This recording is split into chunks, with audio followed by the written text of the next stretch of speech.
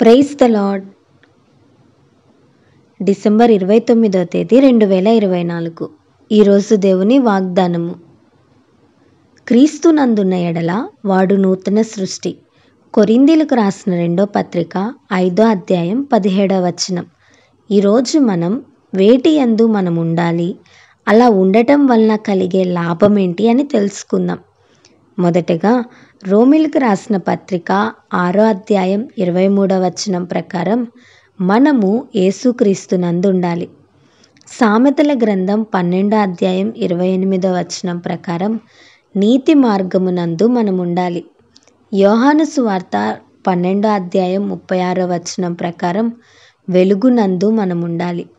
కొరింథీయులకు రాసిన మొదటి పత్రిక 13వ అధ్యాయం 6వ వచనం ప్రకారం సత్యమునందు మనం ఉండాలి. చివరిగా కీర్తనల గ్రంథం 48వ అధ్యాయం 9వ వచనం ప్రకారం దేవుని ఆలయమునందు మనం ఉండాలి.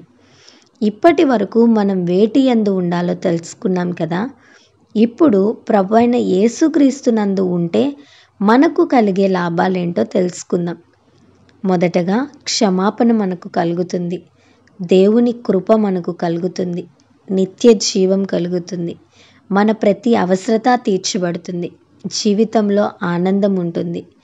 చివరిగా పరలోకములో ఆయనతో పాటు ఆరాధించే అవకాశం మనకుంటుంది. ఈరోజు ఈ వాక్యం వింటున్న నీవు వేటి యందు నీవు ఉంటున్నావు? దేవుని యందు ఉన్నావా, లేక లోకంలో ఉన్నావా? వెలుగునందున్నావా, లేక చీకట్లో బ్రతుకుతున్నావా? గడిచిపోయిన 2024 సంవత్సరం అంతా దేవునికి ఇష్టం లేని వాటి యందు నీవు జీవించావేమో. దేవుడు నీతోనే మాట్లాడుతున్నాడు. రానున్న నూతన సంవత్సరంలోనైనా నీ జీవితాన్ని మార్చుకో. ఇప్పటి నుంచైనా దేవుని యందు జీవిద్దాం.